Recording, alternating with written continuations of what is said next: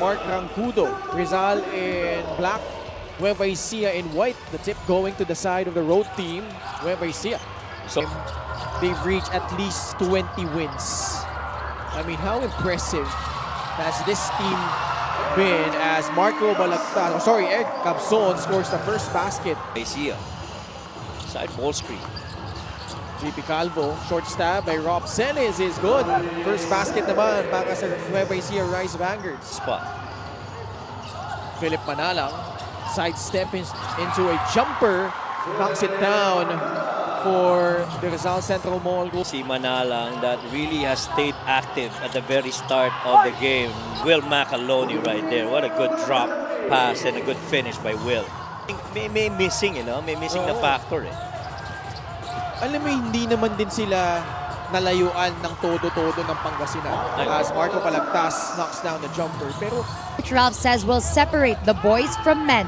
For this game, napaka-precise daw ng kanilang kalaban kahit sa pag-execute ng simpleng play. So, against the top teams, they should be playoff ready because nasubukan na sila. As you see this fast break right here by the Rice Vanguards, and you gotta go back and to Philip Manalang, who almost lost it. 3 seconds left on their shot clock.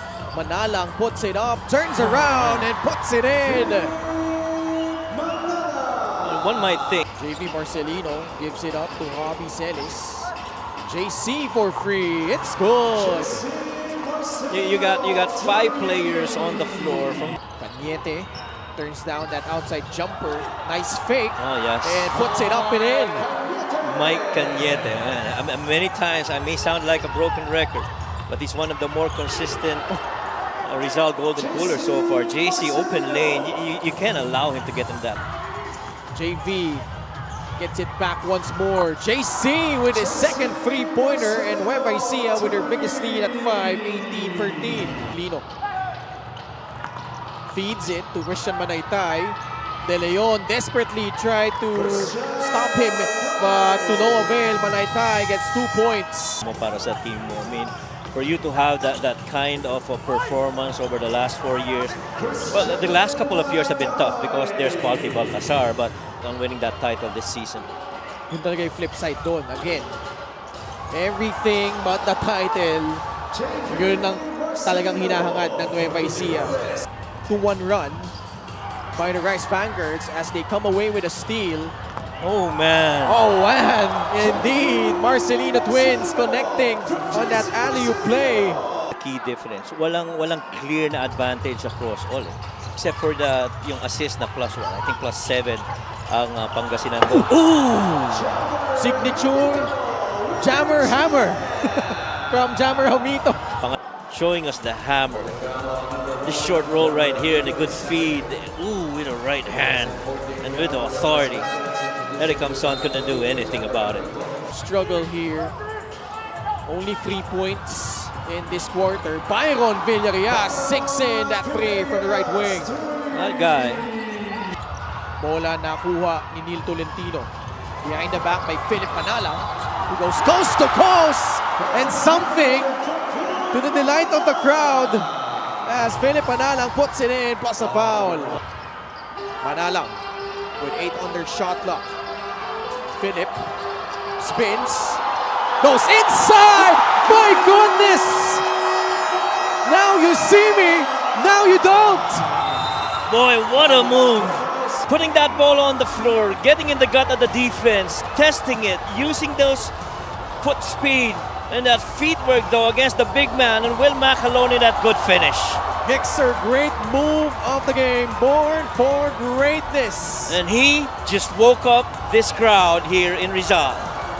What a move from Philip Manalang, the former Nueva Ecija Rice Vanguard. Rizal turned into that zone after that made 3 earlier by Byron. Things have slowed down offensively for the Rice Vanguards, and the stars are rising to the occasion for Rizal, right? For the most part, sa mga games ng Nueva Ecija with JC Marcelino and including Jammer and JB coming off the bench and producing a lot of points for them. And Nueva Ecija, after being scoreless, Alday pushing the pace again. Tolentino to Marco Balagtas. Nahanap si Alwin Alday for free. Patay! Alvin Alday once again connecting. Mga deflections nito Rizal. Camson goes right at Will Macaloni and scores. We're seeing a different facet hit off in transition. Eric Camson, 1 point and 1 rebound shy of a double-double as Alvin Alday with a steal again. Nice no-look pass to Eric Camson who lays it up and in. Will Macaloni is down. An update on that. So this is an 18-point turnaround by the Golden Coolers. Jam Ramito immediately coming off the bench, contributing for Nueva Ecija. Mito with a rebound. Robbie Celis. Another steal by Rizal. Neil Tolentino will put it up and in. So many turnovers here for Nueva Ecija, Coach. Philip Manalang will push it. Alvin Alday for free. Yes, sir!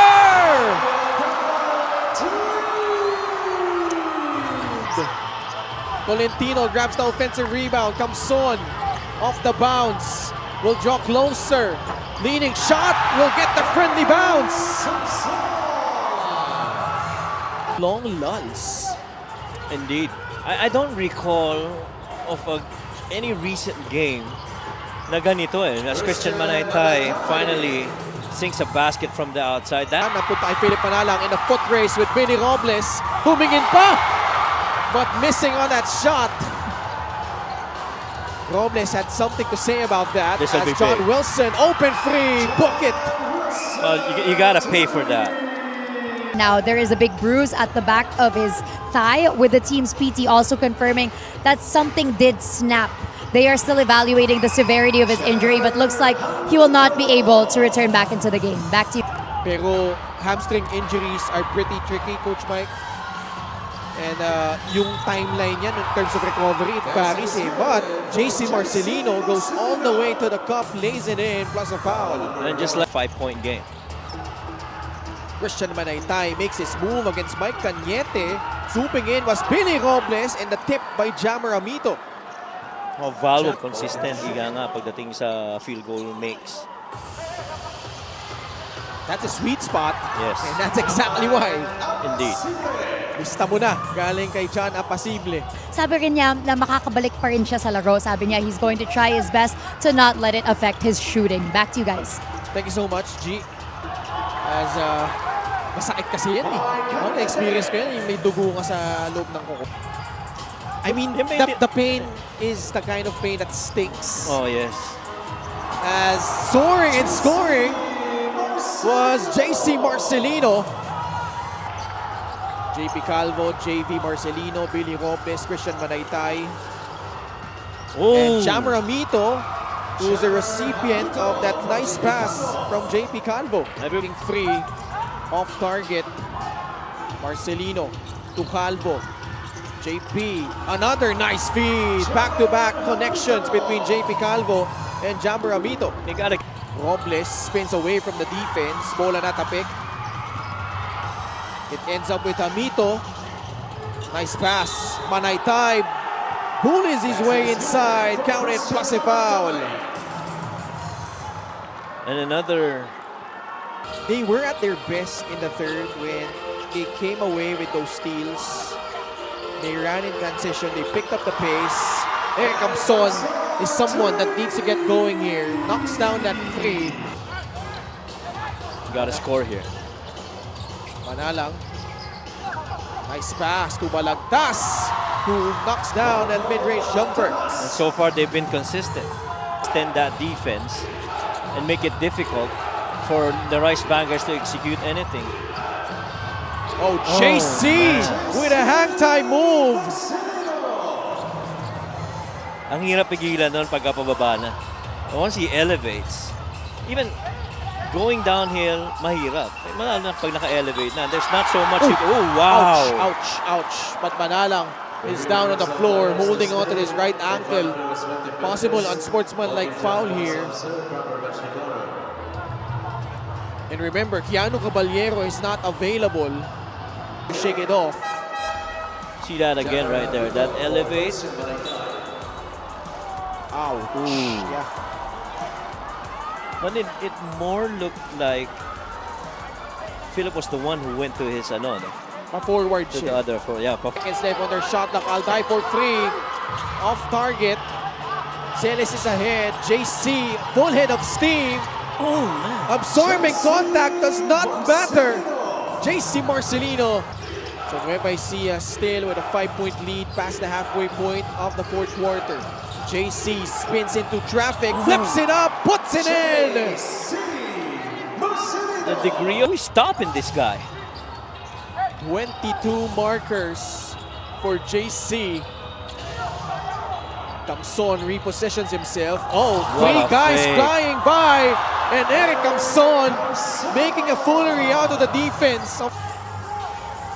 Neil Tolentino in his grill. Ball deflected. Does not matter as Jammer Hamito with a flip shot. Hamito with 17 points. It's because they're so efficient around the rim. Correct. Which is why they are number one in scoring, number one in field goal makes, number one in perimeter makes. See another shot right there by JC Marcelino, number one in assists, number one in... They've not found an answer to JC Marcelino. Villarreal in stride for 3 off the heel. Oh man! Billy Robles able to swoop in and get the offensive rebound and put back. Jesper Ayay, Christian Manaytay has been in and out and produced quality minutes, but it's other guys really stepping up. Jammer Hamito, in my opinion, has filled in a good, spot. Sa Rizal on whether they can call themselves an elite team that can contend or seriously contend for that championship. And well, they will close out their Momentum for the Rice Vanguards to create that separation. Jammer Hamito came in, Christian Manaytay helped out, and really just a good recovery and a show of resiliency, in my opinion, by the Rice Vanguards. Will Macaloni suffered, which hopefully is not a serious injury, but he injured his hamstring here as he was running for position trying to defend Eric Camson. That was early in the third quarter, but 79-67 is our final score. Nueva Ecija prevailing over Rizal.